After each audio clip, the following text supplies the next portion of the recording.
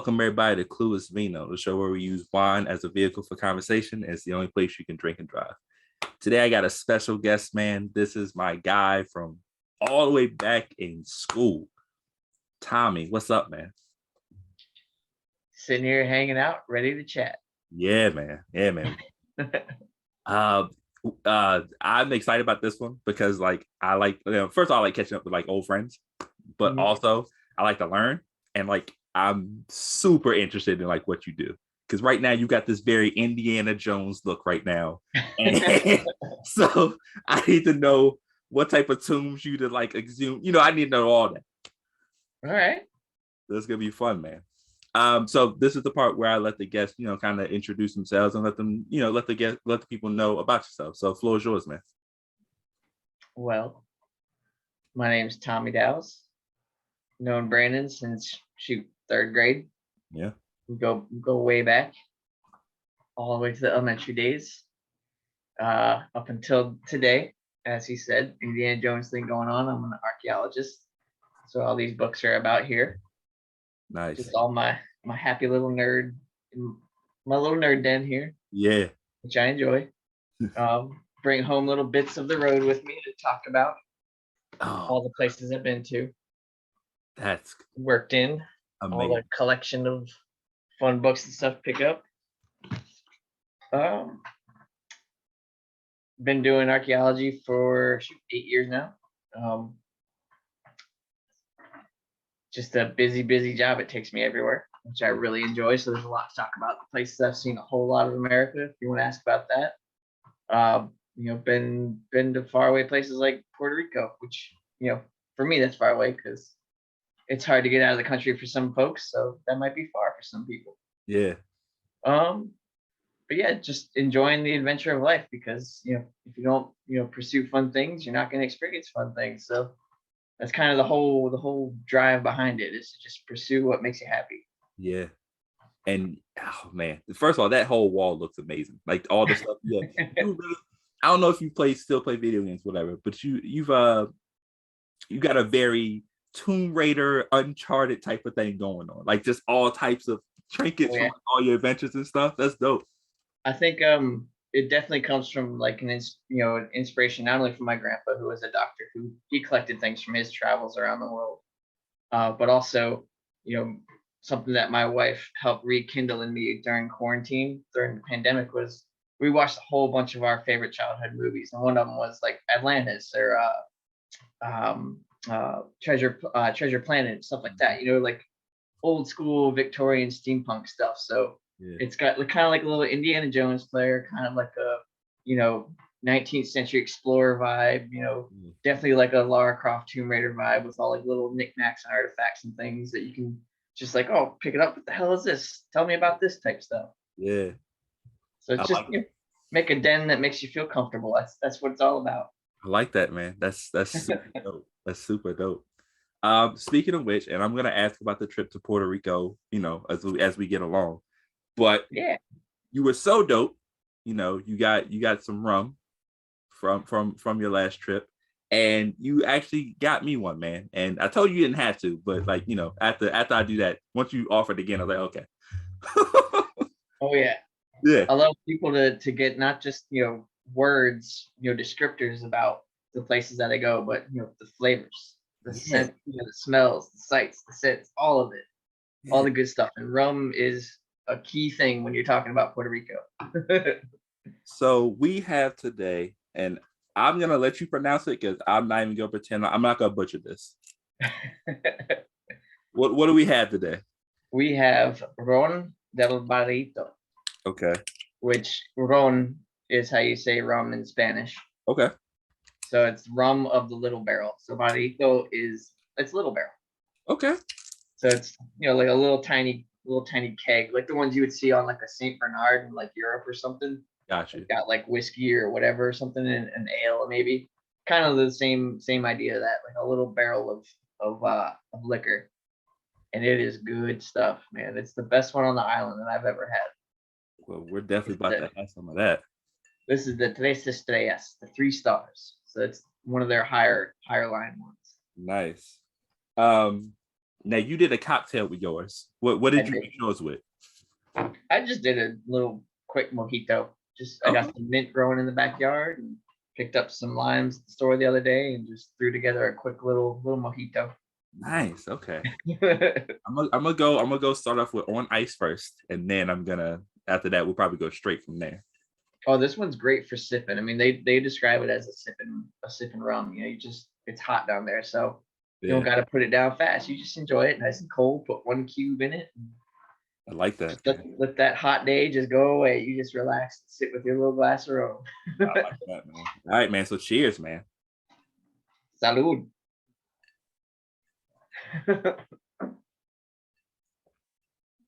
Oh, that is good. It's so That's really good. it's very, very smooth. Right. Like, like most rums, I feel like you get like that burning sensation like instantly. But Hmm. this one is like smooth going down, but then like it's that you don't have that, you know what I'm saying? Oh yeah.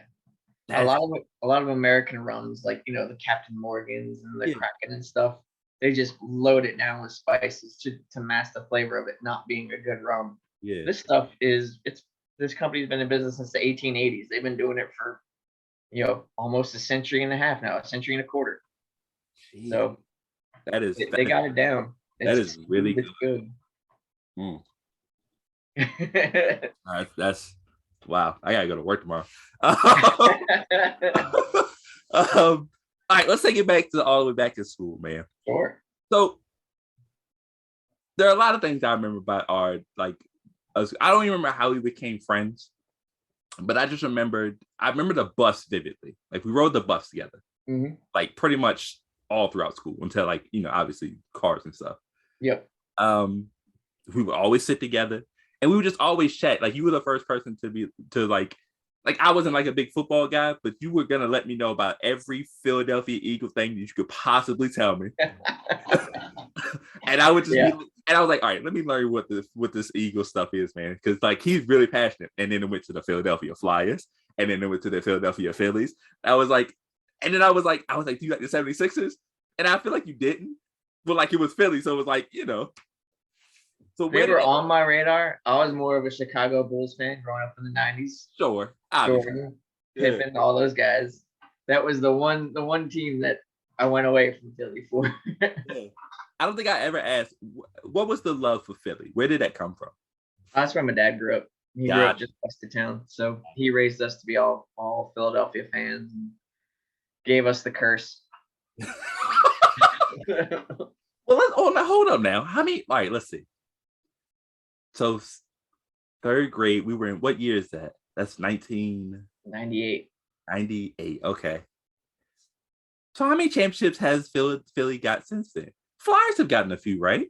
No, not since the 70s. Really? Well, it's been a long time.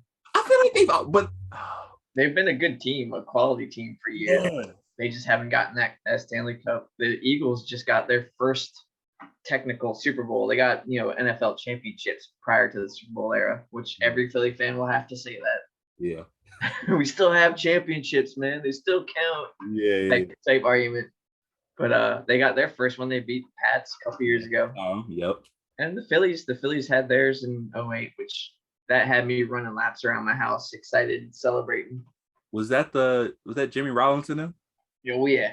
Rollins. Payroll, that was Shane Victorino, the Flying Hawaiian, Chase Utley, all those good guys. They had a good lineup then. Whenever I see like a Philly team, I'm like, oh yeah, that reminds me of Tommy. So yeah, we grew up or whatever, and we had nicknames. People would call us Tree and Stump. That was our connected group. Yeah, I just remember us being on the bus. I remember us, just chit chatting away. But like we never like got deep into like what our goals were and stuff like that. So as far as archaeology goes, was that something that you always wanted to do, or was that something you picked up later? I think it was always something I wanted to do. Growing up, watching the History Channel Leonard Nimoy programs, I was always fascinated about it. I think it was History's Mysteries with Leonard Nimoy. The guy who played Spock in Star Trek. Yeah. Those shows definitely inspired me, but also my grandpa too, because right before I moved to the shore and met you, I was that was right in the middle of 3rd grade when we moved there. Yeah. When I was living in Richmond, we were living with my grandparents first, and my grandpa, who's the doctor, he was a child psychologist. He had, subscriptions to all these science magazines, Nat Geo, Scientific American, all that stuff.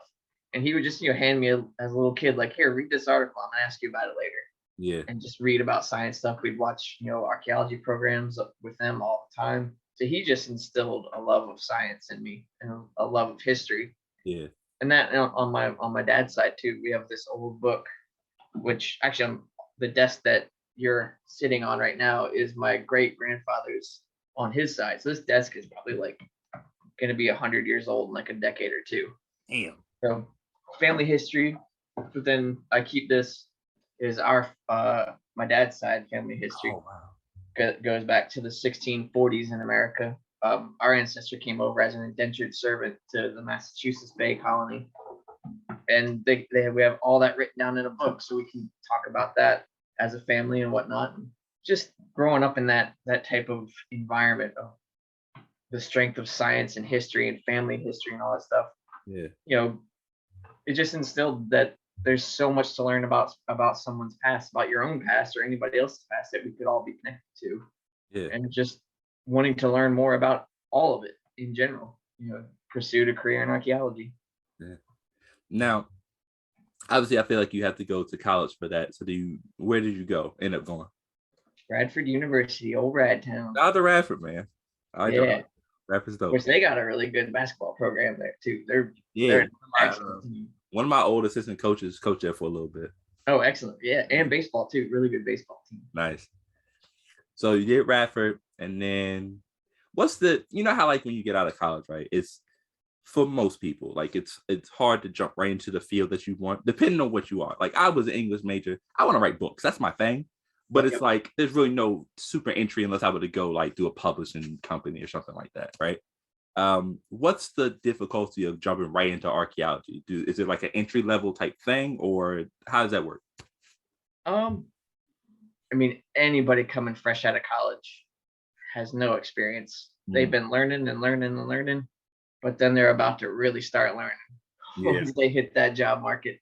Yeah. And I came in a good time. It was 8 years ago. I'd done 5 years of community college first. As we called it, paid for my Kmart credits, got those nice and cheap, and then just did 2 years at university at Radford. And from there it was just all anthropology courses, because in America we have archaeology as a part of anthropological sciences, right? Just studying humans, studying people. We just study the ancient part of it, whereas the rest of anthropology does cultural, biological anthropology, all that stuff. We study the dead people because we like our people dead. They're easier to talk to. Yeah. Them in the trash they leave behind is what we like. And but you learn all that through university, and you're gonna come into a whole different world once you start digging holes for a living. It's what we call shovel bumming, is what we call my profession as a CRM archaeologist. CRM is cultural resource management. Okay. So, and what the majority of the job of that is it's doing environmental studies for construction, for doing things for like Department of Transportation when they put in roads, when they put in, housing developments, all that stuff. I learned all this on the way. This is what we're surveying for, Yeah. And there's projects for this going on all the time, and you got to figure out who's hiring for that type of stuff. So gotcha. It's such a small market because there's only 10,000 CRM archaeologists in the entire country. It's a very small group of employment, very small culture. Yeah. And trying to figure out how to get into that, there's only two websites on the internet that shows job listings for it. So having to find those as a kid coming out of college, you're going to find out in the circles if you have the right connections, but then just like any other business from there, it's networking into other companies, things like that. And all these companies are bidding for projects, bidding for DOT, bidding for pipelines, bidding for transmission lines that we're going to survey for to make sure they're not destroying cultural resources, Native American sites, historic colonial sites, slave cabins, all kinds of stuff. I've done all of that, all of those things and more. Yeah. Excavated those, learned about those, found those things. There's just, I got a decade behind me, and it's just shy of a decade. So I mean, I've experienced some pretty eye-opening things about American history in general and Native American history in general. So kind of walk me through the process, because what I'm hearing is basically a company will basically hire you guys to make sure that they ain't mess with something that has historical like impact. Like you're not destroying something that has historical importance to the country or whatever. Yeah. In that area or whatever. So just kind of walk me through the process of how that works. Like, from getting the job to going through the excavation and then, reporting back the results that you guys get. So usually with that stuff, it's any project that has federal dollars behind it. So say a military base wants to add on to their military base, they want to do construction that's being paid for with federal dollars, with taxpayer dollars. DOTs use federal dollars for highways, interstates, roads all the time. And it's all set up through what we call Section 106, which was laws, a whole series of laws that were passed between Lyndon Johnson's administration, Richard Nixon's administration through the 70s, reinforcing things like Antiquities Acts, the National Historic Preservation Act, things like that require survey for archaeological resources, right alongside survey for biological resources like bats, endangered species of bats, endangered plants, endangered wetlands, things like that. We're all tied into the same environmental type of survey that's required by federal law.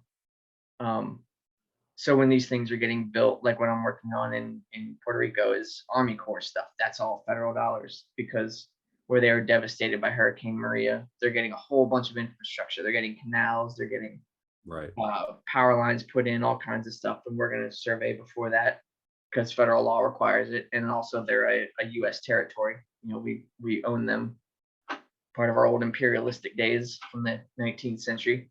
Yeah. And so these projects will be shown up, and companies will bid on it for how much ever they can pay for it. So that keeps the prices low for whatever they can afford to bid. Right. And they'll just put out job calls, blanket job calls, trying to get people in, because most of the businesses, we're not full-time employees. We're part-time employees that we, as I said earlier, shovel bums. We jump from company to company to company, whoever has work, project to project to project. And they'll post these as they come along throughout the year. And where there's only 10,000 of us, every single one of us is throwing our resumes, our CVs, invites, all at the same job. So we're all working together from project to project. Everybody knows everybody in this business. Yeah. It's like that old Eastern Shore saying where we grew up, everybody knows what you did before you even did it. It's that small of a community here. It's like the Eastern Shore all over again. There's so few of us. Yeah. So, these companies will bid on it, and they'll get the projects. We'll all work on it. And, depending on how long it takes, like 2 weeks to do like a road survey, or up to a year for, a couple 100 to 1,000-mile pipeline survey or transmission line survey or something like that. It varies on the size of the project and what's needed to complete it. And we'll go out and we'll do a systematic survey along the whole way. Make sure there's no Native American villages, small hunting sites from 6,000-7,000 years ago, Native American villages from 1,000 years ago, historic sites, colonial sites. Nothing's in the way that could get damaged or should be protected. Gotcha. That's why we're there.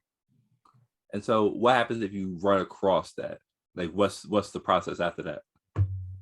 So from there, we'll delineate the site. We'll find out how big it is. Like, say we come across an historic house foundation from the 19th century. We get some like broken bits of ceramic sherds, glass, whatever, and we start doing the survey. We'll make sure it's not within the survey corridor where that project's going to go. If it is, then we'll go do like what we call mitigation. Depending on how significant it is, we'll do further explorations. We'll report it to our company. We'll write a report on it. and then it could be recommended for a phase 2 excavation, because what we do initially is what's called a phase 1. That's just the blanket survey, make Right. sure there's nothing there, or if there's something there, if we find something and it's might be significant, worth investigating further, we'll do a phase 2. That's where we'll open up the units, the one by one units that you see, like on movies or television shows like Time Team or something like that, where people are digging excavation units down. We'll do a small little bit of those, explore it, see, check on its significance. If it's something even more significant, we'll do a phase 3 to do what we call mitigation. So if construction has to go in there and they can't move it, like say they got to put like one of those giant metal pylons for a transmission line that you see all the power lines run along, say it has to go there, and this house structure is in the way, essentially. We'll do a full scale phase 3 excavation. That's what we call data recovery. Gotcha. And just we'll excavate the entire site as we've mapped it in on prior surveys and just get all the artifacts out of there. Yeah. Or not. If they can reroute it, they'll reroute it away from it. Gotcha. Okay. And then from there, places can get put on with what we call the National Register of Historic Places. Like say like this hypothetical house structure is tied to like George Washington's wife, Martha Cussis's uncle or something like that, which I've done excavations on that have connections, weird connections like that sometimes. Yeah. And it's like, well, this is connected to a founding father, so this has to be protected type thing. Right. And from there, like they won't do anything with it, but it gets whoever owns that property, they now have a property that's on the National Register of Historic Places. So it's recognized as something significant historically to our country. Or say it's, there's a whole bunch of Native American burials or something there. We won't touch that. We'll just note it. We'll say there's a bunch of burials there. You can't go there. And we're not digging it up. It's like, please don't, because this country be going through a lot already, and messing with that just seems like a bad idea. That's bad juju, I've seen man. it in movies. Yeah, that's some bad juju. Yeah, I've seen it in movies, and no, that's the number one that you don't do, because that's when all the bad stuff happens. And that's a running joke in archaeology, that all of America is built on Native American burial mounds, because a lot of those were destroyed to put in, St. Louis and things like that. All of St. Louis is built on what used to be a giant Mississippian mound complex. So much of their culture was destroyed just to build our own culture on top of it. So, as someone who you're in archaeology and you're deep into it now, almost 10 years, obviously. When you run across things like that, you kind of learn more history about America and like things that it's gone through. Does it kind of like, what's the word I'm looking for? Does it not skew like your what they taught us in history class? Does it kind of skew that a little bit, or you kind of like rethink it, or like, that type of situation where you're like, damn, this country's kind of it's not bad, but it's like, damn, we've done a lot and we kind of like push it down to try to, hide that. You know what I mean? I think that there's a lot of that. I wouldn't say that my view would be skewed. I would say that it's recalibrated how I think about a lot of things. It's like what's going on a lot with our culture right now. We're unlearning a lot of things and relearning a lot of things that should have been taught differently in the first place. And that's why I use the term recalibrating, because it really kind of shows you the true history of what has occurred on this land, on the land that we live on now, that we call home. What actually happened here? Yeah. And it really makes you want to just grab people and show it to them, like, this is the truth. This is real history. This is in the dirt, and this is how we know it. Not only is it in the dirt, but it's connected to this historical document type thing, which I've done many excavations that have that connection to it, which is just, it's the most eye-opening thing. It's the most, where I was talking about earlier, where you learn a whole bunch through college and then you start the job and then you have to relearn everything all over again. Yeah. It's not just relearning your education as an archaeologist going through university, but it's relearning your education going all the way back to elementary school. Everything you learned in history class, a lot of it was just glossed over or completely wrong. Yeah. I think too, I think that's the cool thing about what you do is that I like the word recalibrate, because that's basically what we're all doing now, right? Like we're just, Yeah. you know, things that we and that's the thing too, is like things that we may have thought back in like third grade, fifth grade, whatever, right? We're not saying like those things are bad today. And that's not to say that they were acceptable back then, but it's like no one knew any better. You know what I'm saying? Yeah. So that's what we're doing. We're all catching up with this type of learning or whatever. And the cool thing about what you do is that you can actually see there's physical evidence of the things that you're learning, right? Like people like facts, people like hard evidence. Well, that's what you're doing. You're getting that. Like you're getting that type of information and you can physically touch it. And I think that's the cool part of what you do, man. Absolutely. Yeah. That is, it's the realest of the real that you can touch. This is what they were using back then. This is every bit of their everyday life. But that one little thing can be connected to such a significant property that you can read about it and teach people about it through historical documentation. It's that's real power. There's so much power to learn there, and if you harness it correctly, that's what makes it important, is harnessing it correctly. Yeah. And talking about it in the right manner. Yeah, I like that. Let's get to your recent trip, man. Let's dive into that. All So right. you just getting from Puerto Rico. So I don't know. I don't know. Like, can you talk about certain stuff? I don't know. Like, what's the but just try to give me like an overview of like what you're doing down there. You ever see Spaceballs? No. Never saw the Mel Brooks Spaceballs?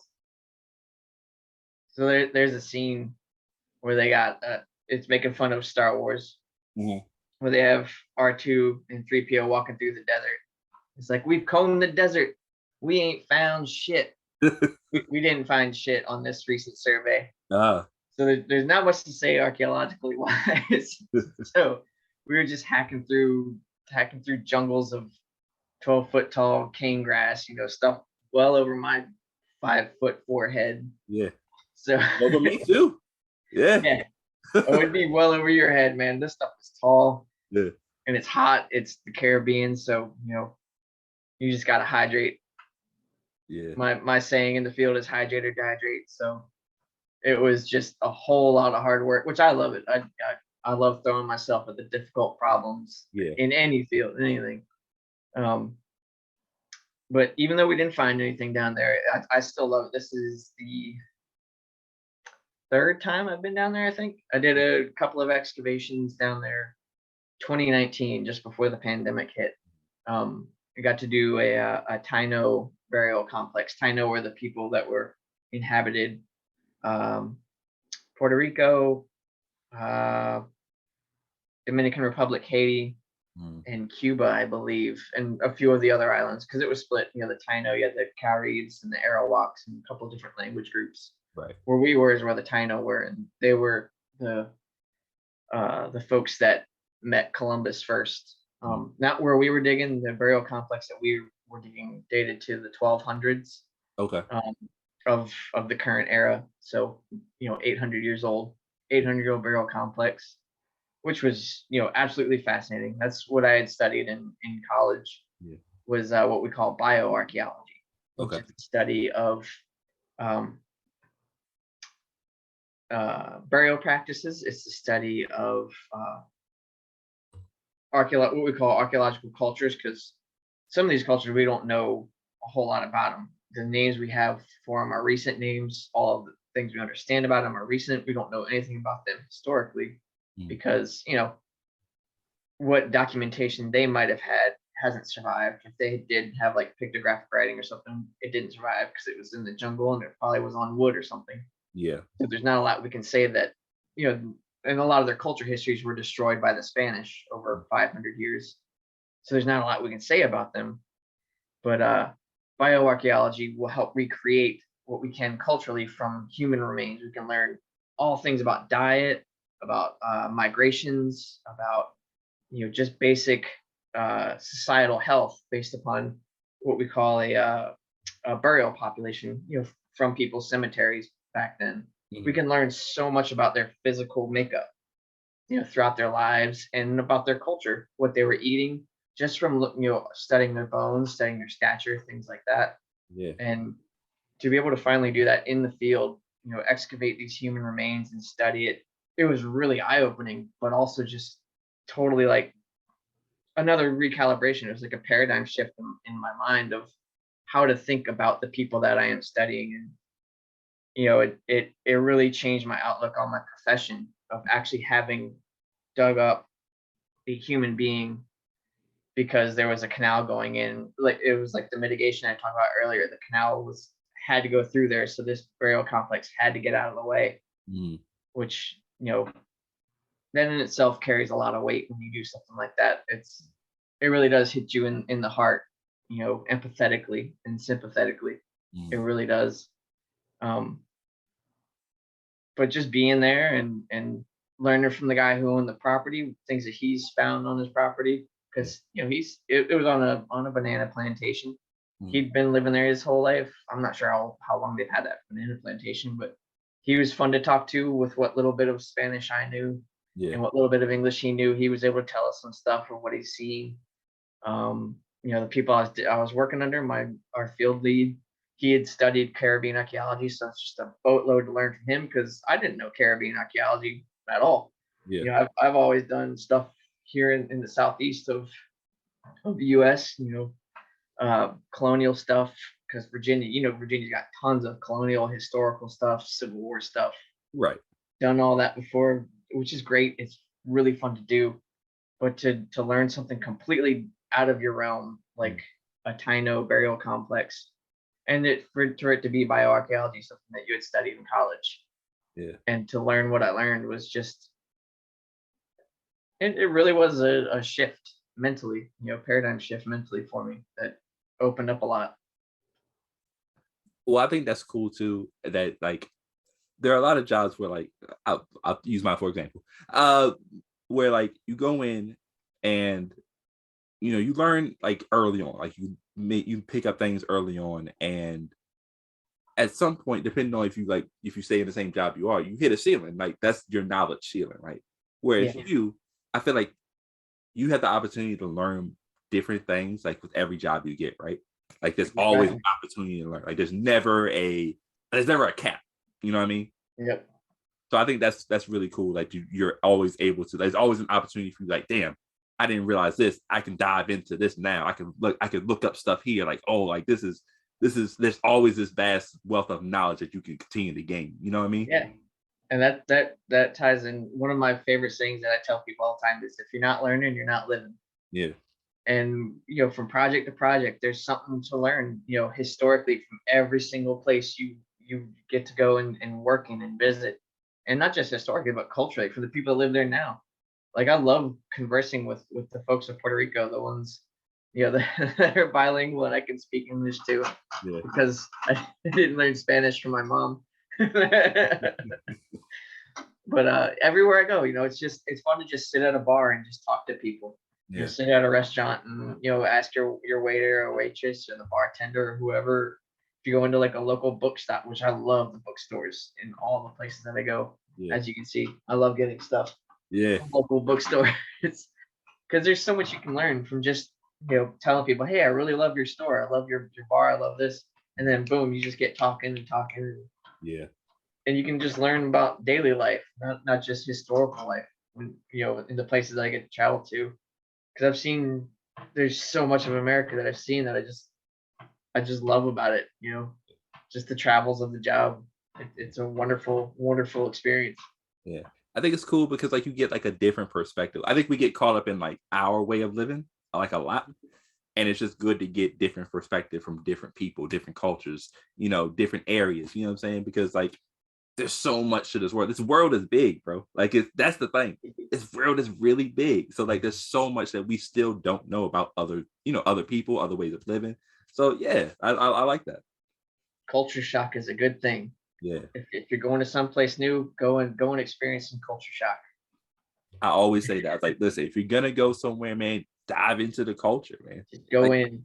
Yeah, go with an open mind. Like, it might be weird at first, but 9 times out of 10, you'll at least learn something, and more likely than not, you'll enjoy yourself. you're gonna be uncomfortable. You will be uncomfortable at first. You're not gonna know what to do. You know, you're gonna see some things that people do in other cultures that will just it's completely backwards from the way you were brought up here in America. Yeah. You're just gonna learn. You gotta have to learn. Yeah. You have to learn it. Yeah. Learning never learning should never stop, man. It should never stop. If you're not learning, you ain't living. That's what I like to hear, man. So show me some stuff that you love. Show me some things that you've collected over the years. Let's get into that. Well, I don't have any artifacts because that would be unethical in our business to collect those things. Fair. Because in the States, you know, working here, what we find on the property belongs to the property owner. Mm. So when we do find it, we'll send it to our labs, analyze it, you know, collect it, analyze it, write a report about it, and then mail it back to them. Gotcha. Okay. It's theirs. But I mean, I can show you like recent books that I love to pick up. Yeah, sure. On the way. And little knickknacks and things. Ooh, I'll start with one of my favorite ones. I got this on a recent one on the pipeline we were doing in Iowa. It's in Iowa, South Dakota. It's a big old pipeline. Okay. This is wild sage from the Rosebud Sioux Reservation in Rosebud, South Dakota. Okay. So working out that way, being in proximity to a bunch of Native American reservations, we have tribal monitors follow us along.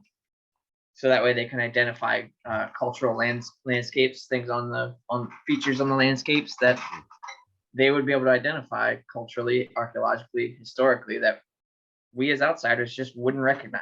Right. And my monitor was this sweet lady named Mary. Mary, her Lakota name is I Walk to Help People. That is the name that her medicine man gave her because she's just such a sweet soul. She just talks to people and talking with her was just really eye-opening, really life-changing.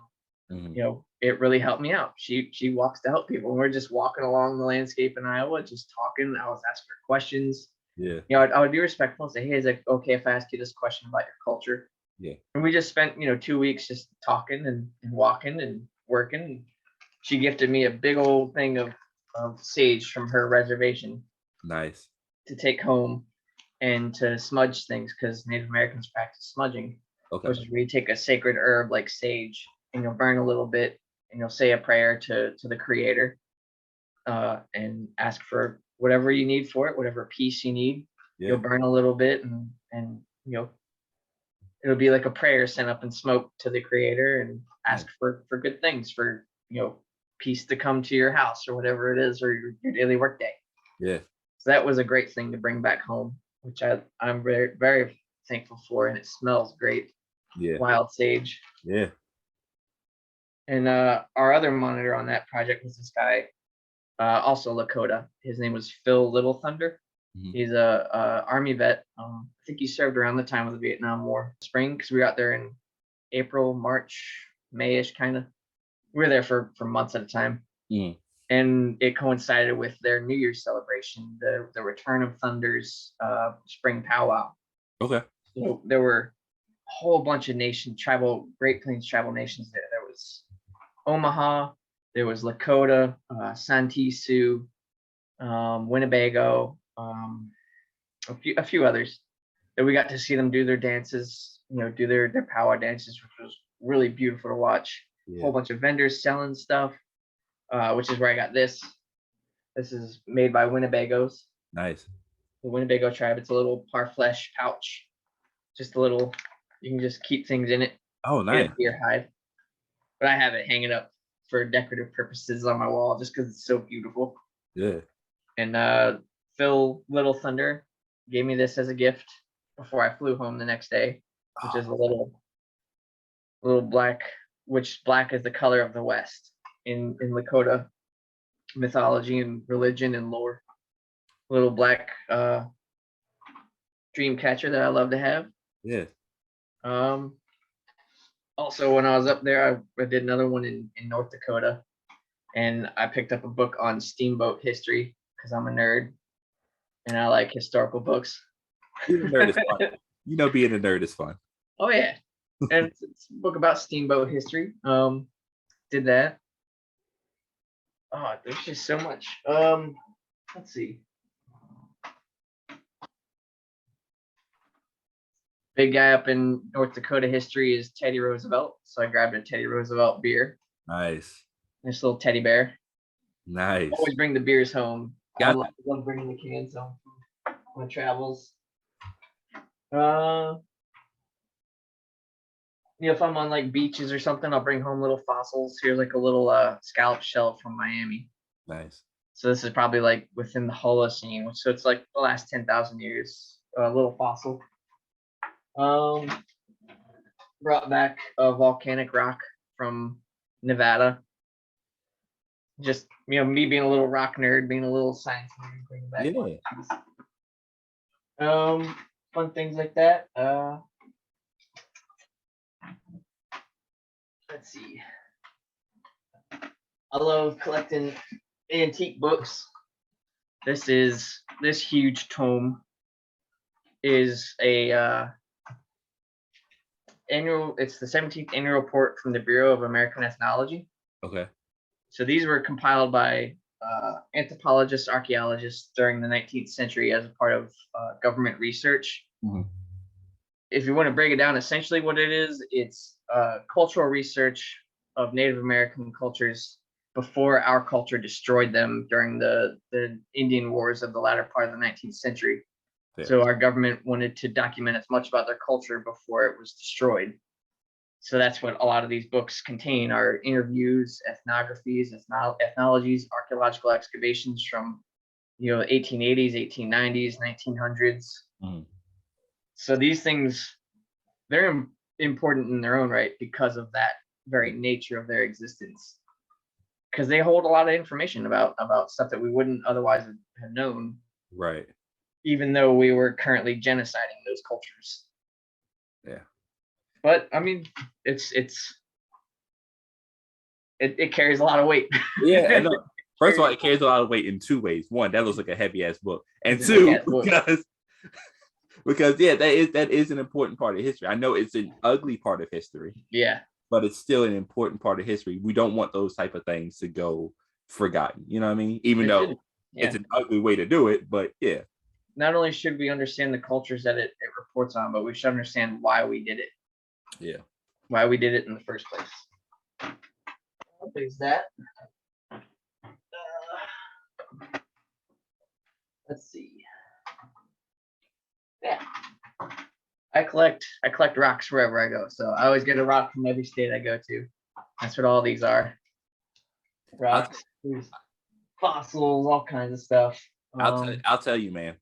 My son loves, like, that was what, like, he loves science. Like that's his thing. Like he loves, like, we had to buy him, I think we bought him like at least two now, where like he like geodes. Like, I want a geo collection. Like, all right, cool. So we bought him a thing and let him crack them open and do all the little dusting and stuff with it. So he loves that. So I'm gonna show him this later and he's gonna love it. Oh yeah. I'd love for eventually y'all two like to get together, because he's super smart, bro. Like, it's like he'll tell me something, I'll be like, yo, dog, I assume you're right. I'm not even gonna question you, and I'll look it up later. I'm like, damn, he was right. I was like, he was right. He knew. Yeah, so it's like, it's so cool. Like, so stuff like this he'll love. All right. Well, I got plenty of rocks. I mean, I collect. So what's fun about this one? This is so prior to firearms, cultures, and prior to metals, cultures use stone tools to make they use stone to make their tools. Yeah. This is a really good stone from Texas called Edwards Plateau chert. Okay. So chert is it when you go to flake it, what we call flint knapping, it breaks very predictably, so you can make excellent tools out of it. Gotcha. It's very easy to make something very sharp and very pointy that's really good for killing a deer with. Yeah. So I found this in a little arroyo, a little dried up creek bed in Texas. Yeah. And just was looking at it, popped it open really quick, and said, "Ooh, that's a really nice quality shirt. I'm taking this home." So just a little gift from the travels. Like your son will definitely like that. And if you can get a good shot on this, here's some local fossils. Oh yeah. This is from my neck of the woods, just over in the mountains from here. Some nice little I think they're Ordovician periods, so like hundreds of millions of years old. Yeah. Like he likes that stuff, man. Like ever since like even when he was like 3 or 4, he would just pick rocks and be like, "Dad, look, I got rocks," and he would bring me rocks, and I would just keep them because like that it was interesting to him. And he has a whole rock collection in his like a little box. It's crazy. Budding scientist. I'm telling you. That's why, like when he's like, because he doesn't play any sports right now, and I'm like, "Hey, no, you want to play basketball?" I was like, "Not really." I'm like, okay, but like he's really interested in that. So when it's time for robotics club or science fairs, I'm gonna be that dad in the bank. Like, yeah, he is busting y'all ass with this project. That's right. Be on battle bots or something. Yeah, I'm like, let's go for it. I'm with it, man. I'm not mad at it. I'm not. That's definitely something to definitely encourage. The love of nature and science and all of it. I love doing it with my nephew and my nieces. Every time we're out together, I'm always teaching about what plants are what rocks, how rocks are formed, all that stuff. Just it's nerd knowledge and it's good knowledge. Yeah, absolutely, man. Let me ask you about, because I was super bummed I couldn't go to the wedding after, after it got rescheduled. But tell me about like just preparing to get married during the pandemic, having it go awry, and then getting through that, whatever. Because like I got to meet Sarah briefly when you came through Richmond. Right. And what a wonderful, I was like, oh yes, you're about to make this man amazing. And like I was like, yes, like I don't even know. I was like, Tommy, how'd you pull this off, my guy? But tell me about Sarah, and then just tell me about trying to work through the pandemic as far as like getting like married and stuff. She's the best choice that I could have ever made in my life. We love each other dearly. I do everything I can to be as home as much as possible with as much as I travel, just because I love to be home. Yeah. This little home that we've created together is just our little place of happiness. Yeah. And it was, we were so excited to have 2020 be our year because that year all the holidays fell on weekends. Yeah. There's a full moon on Halloween we were going to get married on because that was our de facto dating anniversary. We started dating just before it, but like we're just gonna call it Halloween anyway. Yeah. We went to a haunted house for our first date, so Halloween's gonna be our day. Yeah. And that didn't happen. Yeah. That got taken away real fast because of 2020. And it was just so stressful to have to shelve everything and replan it all over again. Planning a wedding once is stressful enough. Planning the same wedding twice was, God, it was a nightmare. Yeah. It was such a nightmare. And, just before, we had some COVID cases in the groom's party, which is what made us just, replan it all over again with a month and a half to go. Right. Less than a month and a half. It was like 3 weeks to go, something like that. Had to just completely replan it all. Like, you can only come if you started the vaccination process, things like that. Because we have elderly, we have immunocompromised. Sarah's immunocompromised. Right, and that was when I saw that, I was like, I get that. That's 100%. I would rather her be safe than to. Yeah. I mean, and that's when it completely changed to like mostly family and just the friends that are part of the wedding party is what we just slimmed it all down to. Yeah. Just as basic as we could keep it, and that cut out a lot of friends. It cut out so many people. Yeah. And just our size just went from just this big old, Sarah's big family, my big family, my big Spanish family. Yeah. To just family. Just family, and just like maybe like, what was it? A dozen friends, I think. It wasn't a whole lot. But we still pulled it off. It was successful. We had a great time. Yeah. No COVID cases were traced to it. Everybody went home, and for the next 2 weeks, everybody was still very healthy. Good. We checked in with everybody, and that was the real win, was being able to do it safely, pull it off safely with such a difficult time that these last 2 years have been. And to know that the friends and family, just they saddled right up with us. They made it happen for us, along with us, and that's just it's what keeps you grateful in life, is to have such good people around you, and to know that you can rely on that. Yeah. That's That good. it's something to reliable and lovable is what the two key things are. And I was glad y'all were able to pull that off. I would have loved to have been there with my guy, but we'll definitely get up soon. That's very important. Yo! Hey, surprise! Oh! She just sat down. Yeah. Surprise. Nice. You doing okay? Doing good. Getting ready for a trip. Nice. Sarah's got some work travels to do for the week. I'm not. Hey, listen. Are they paying for it? They are paying for it. Guess what? It's a great trip. It's a great trip. She's going to Atlanta. Mm-hmm. Oh, nice. Hot Atlanta. Yeah, hot Atlanta. During the summer, yeah, that's a tough one. Yeah, doing a trade show. Yeah, she's doing a trade show for her work. Mm-hmm. Nice. So I specialize in the paint, and we're relaunching our paint product, and gonna go down there for 4 days and showcase everything. There's gonna be some events going on and some wonderful talks. Black Dog Salvage, everybody. That's gonna be fun. Doing a plug. Oh no.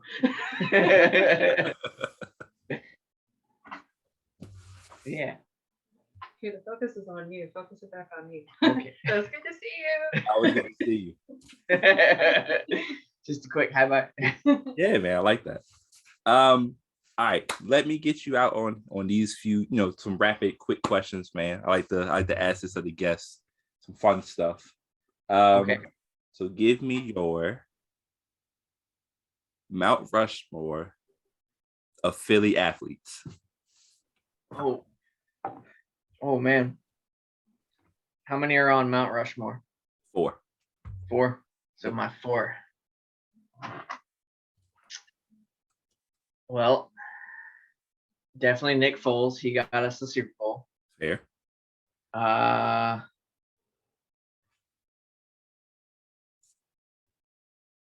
grew up the biggest Donovan McNabb fan. Got a couple of jerseys in there of Donovan McNabb. I 1000% remember that for a fact. Right alongside Nick Foles' Super Bowl jersey that my brother got me. So there's 2. I'm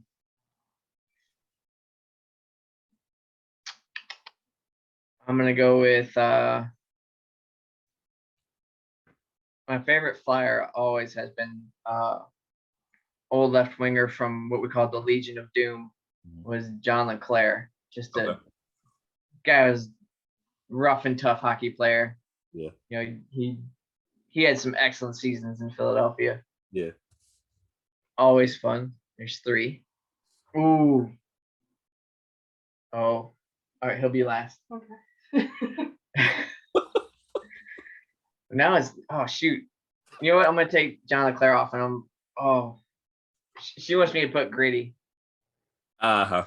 So if there's got to be a Flyer to represent, he's like the most representative Flyer, because he represents not only the team but the fan base. Because he's as terrible as the fan base is.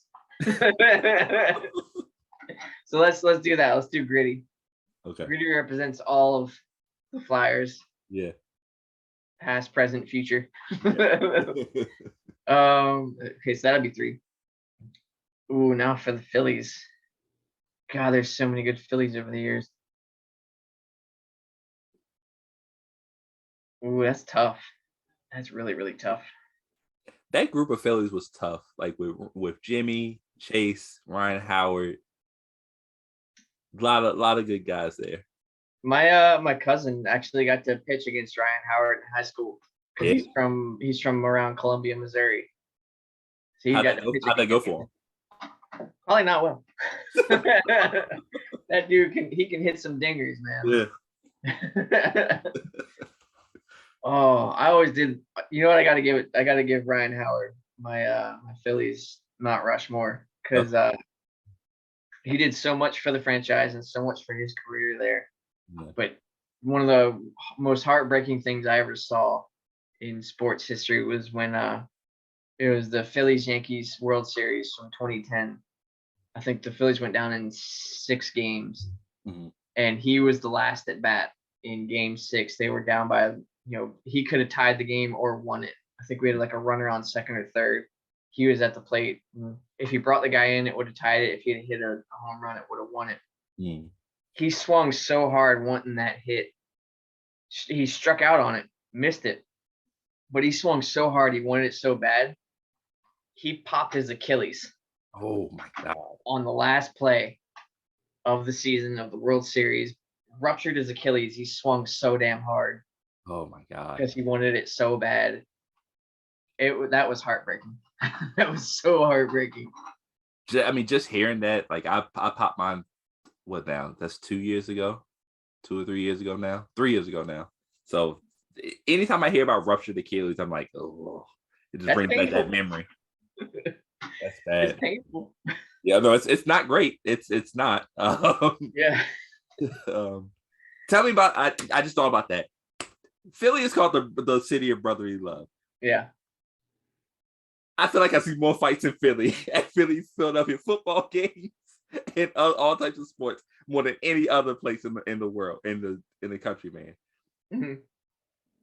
Is the city of brotherly love just an ironic name, or like what is the true meaning of city of brotherly love?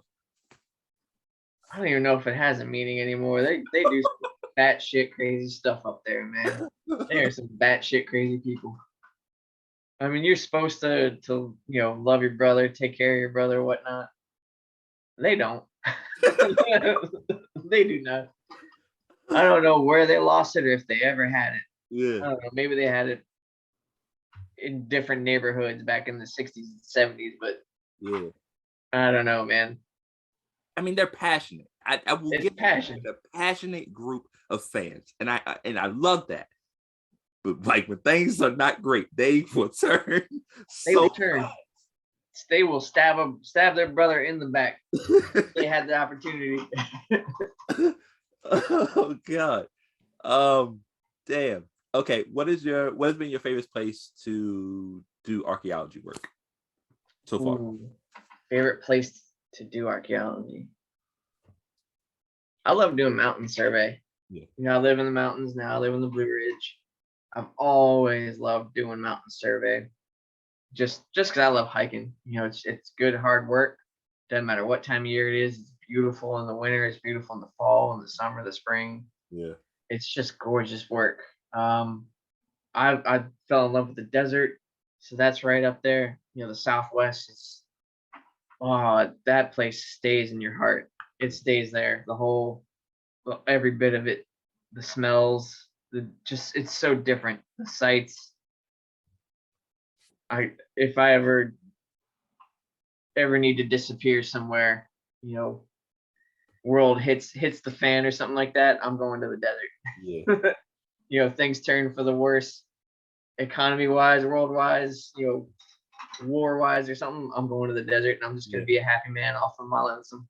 But I love Appalachia too. I love my mountains. I could always just find a nice place to hide there too if something goes south. Yeah. That's true. But, it's just some places, some landscapes just speak to you in different ways. It's, I don't know, it's something spiritual about the landscape. I don't know what it is. It grabs you, and some places just hold on to you. They hold your heart. Yeah. And it's hard to describe it. Yeah. I don't know which one would be. That's a toss up between the desert and the mountains. That's hard to choose. Let me ask you this question: if there's a zombie apocalypse, which would you rather be in the desert or in the mountains? Which seems like a better place to be in a zombie apocalypse? I feel like that's how I like to base things off of. wherever the people aren't, because that's the food source. That's true. It's It's like if zombies climb. If the zombies can climb, and it's like mountains don't seem like the best place. I feel like there shouldn't be zombies in the desert. Yeah, no. they turned to jerky real quick. So maybe the desert. Maybe a whole bunch of mummies pretty quick. Yeah, that's what I'm thinking. And that's a whole new horror movie. Yeah. Now you got zombie mummies and stuff. Somebody's got to write that. It might as well be me. Okay, I like to do the deserted island question for people. It's a gambit of things on a desert. You're on a deserted island. Okay. And so I need you to have one movie, one TV series, one book, one meal, and then one album. Album, okay. Yeah. All right. Let's go in order. What was the first one? All right, so one movie. One movie. Ooh. I want to enjoy the time, so I'll have plenty of time to think, so I don't need a psychological thriller. I'll go with a comedy. I'm going to go with like a Wes Anderson movie. Okay. Like Life Aquatic or Royal Tenenbaums or something like that. Okay. Something Wes Anderson. Okay. Okay, one TV series. One TV series. Mm-hmm. Ooh.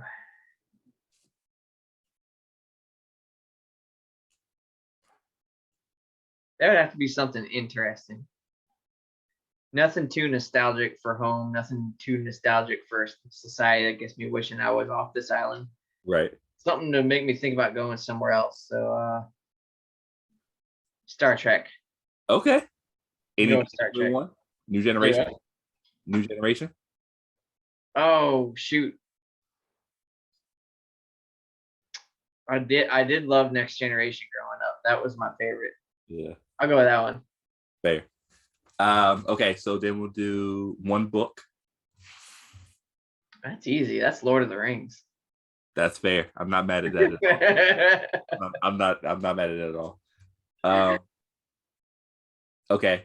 Now one meal. So we give you an appetizer, a main course, and a dessert. And a drink if you like. Okay. All right. So appetizer. Chicken wings. Not mad at that. Buffalo? Definitely buffalo with a big old bucket of blue cheese. Okay. You're a blue cheese guy over ranch. That's the only way to go, man. Oh, gotta go ranch. I don't mind blue cheese. I'll say that. I don't mind blue cheese, but I prefer ranch. Only two people you order ranch. Children and Southerners. Well, I'm Southerner. So. Blue cheese is the original, man. Yeah. Gotta keep it with the original recipe. Yeah, I remember. I know. I actually had a guy get really mad at me when I say that to him one time at the bar.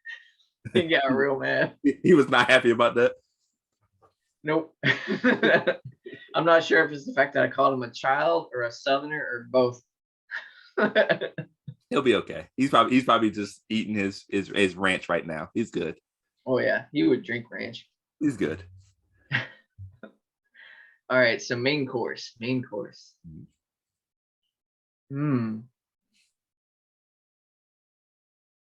Well, I'm on the island. I'm grilling it. So whatever the sea provides, man, fish, lobster, crab, whatever's there. I'm not mad at that. It's gonna be a seafood buffet. Right? Yeah, we're about to have a smorgasbord. Yeah. Smorgasbord of dessert. So how about dessert? Dessert. Yeah. I'm gonna continue with the sea provides, Okay. There's things that it provides. So hopefully there's gonna be some coconuts or something. Okay. Maybe I can do like some evaporative ice and get some like coconut ice cream or something. Okay, nice. You're super creative with your stuff. The world, it provides, man. It does. The world provides for you. There's stuff to be had. If you listen to it, she will give you what you need, man. I don't know where I'm gonna get those chicken wings from, but hey, maybe just snap your fingers and they're there. We're not worried about that. We're not worried about it. Any drink in particular? What drink would you choose? I do like this rum. This is a great choice. I'm not upset at that at all. It is island time. It's the island time. Yeah. And then one album. Ooh. This one's always a tough one, I feel like, for people, because like different genres, different, you know what I'm saying? Especially if you like a bunch of different genres, that's really tough. Mm-hmm. There's a lot to choose from. Let me look at my CDs. Oh, you like me. You like to keep the physical stuff too, right? Oh yeah, I love having my CDs. I got all my CDs from throughout my life. I got, vinyls, records that I've collected over the years. I love collecting that. It's the tangible aspect of it. It's like having a good book. I love having physical stuff because you just never know when things may take a left turn. At least you'll have some of your favorites on hand. Hard copy, man. It's the hard copies. That's what I'm saying. Oh, so which one of these hard copies?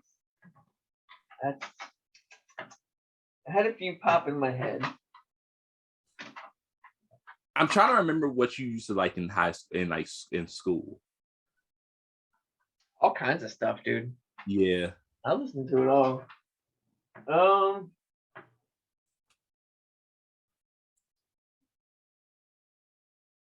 Ooh. I'm gonna go with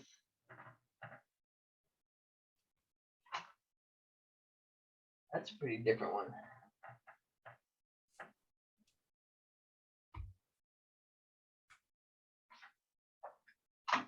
I'm gonna go with Queens of the Stone Age. Okay. This album it's always hit good. Yeah. It always puts me in a happy place.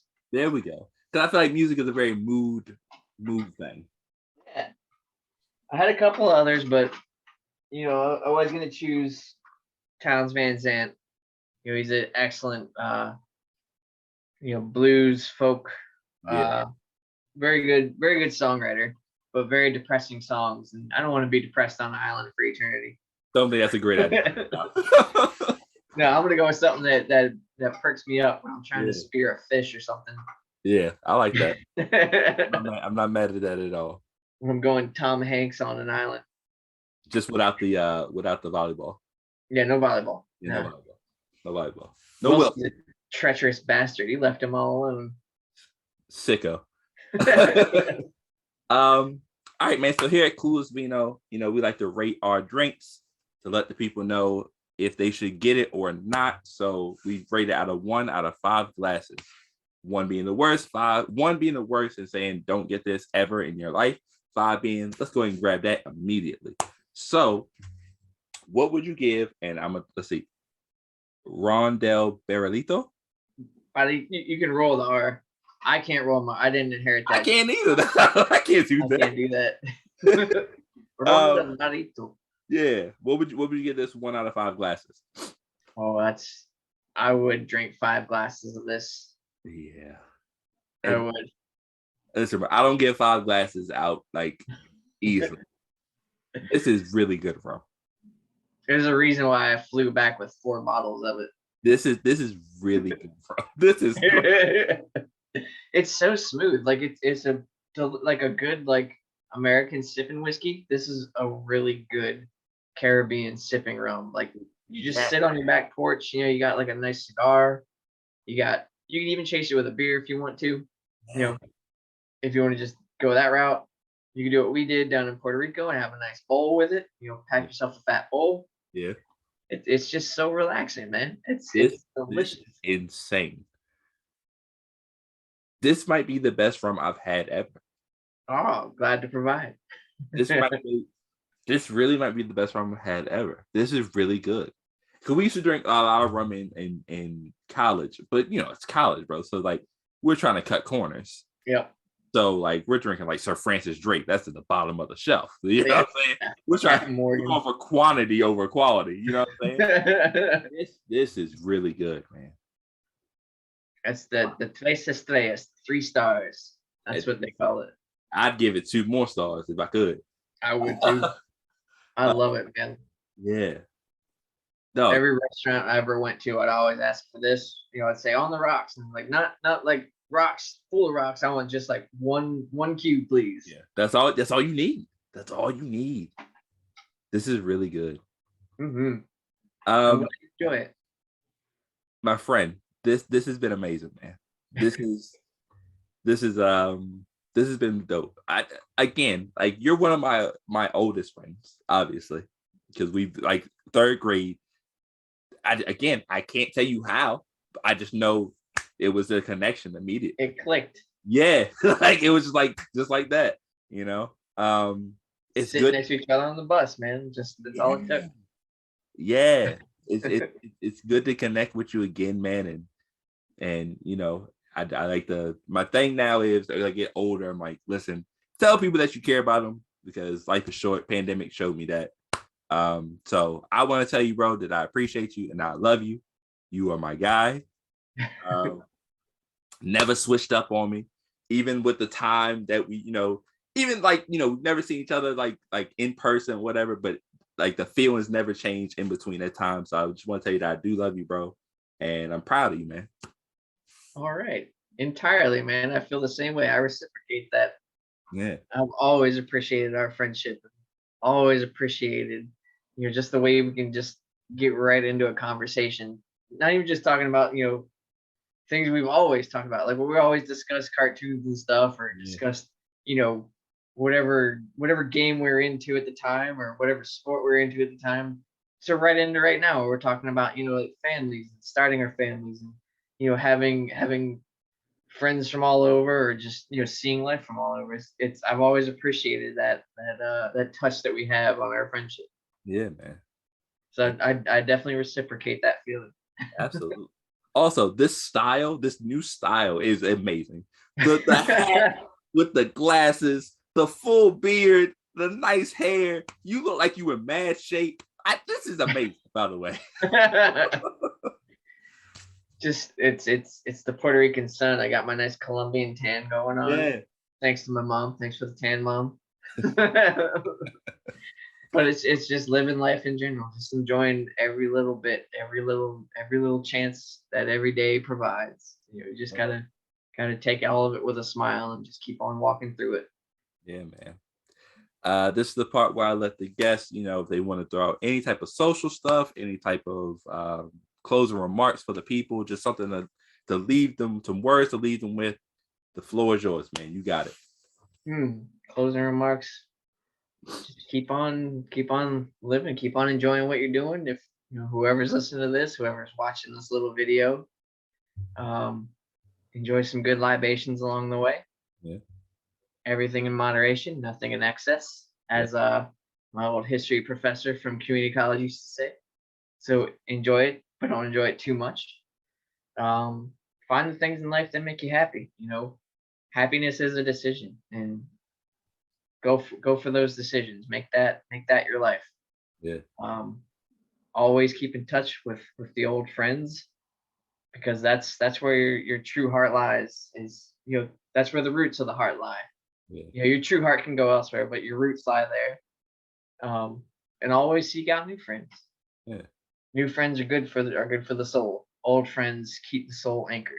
Yeah. And just get out there and see the world, learn from the world. Yeah. The world has so much to teach us, and if you're not gonna learn from it, you're not gonna live in it. Yeah. I like that. That's good stuff to live by, man. I like that. Be sure to follow the Clues podcast page on Instagram. Be sure to give us a 5-star rating on your favorite streaming platform. Be sure to subscribe to the YouTube channel, where you can see all the fun stuff that Tommy showed us, and you can see us, reuniting as Tree and Stump, the greatest cartoon that never worked. But importantly, man, don't forget to drink up. Salud, my brother. Salud, amigo. Next time we'll have to do a bottle of gin. Now, gin is dangerous for me. I'll do it because it's you, but it's very dangerous to me. That's a good one. That's a really good gin. I got the juice, don't need no proof. 100 like the rum I drink that got me over you. And all your nonsense we all subject to. I find my lane and mind my business like I'm supposed to do. Let's have a toast for all the obstacles that gotta sit.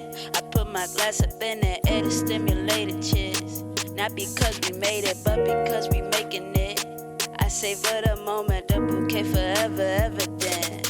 Yeah. In my realm, I watch the times go by.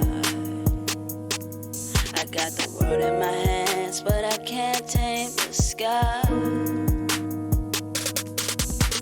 Dare I try, I might lose my mind. But it'll be all good after I'm done sipping this wine. Gather around people, it's about that time.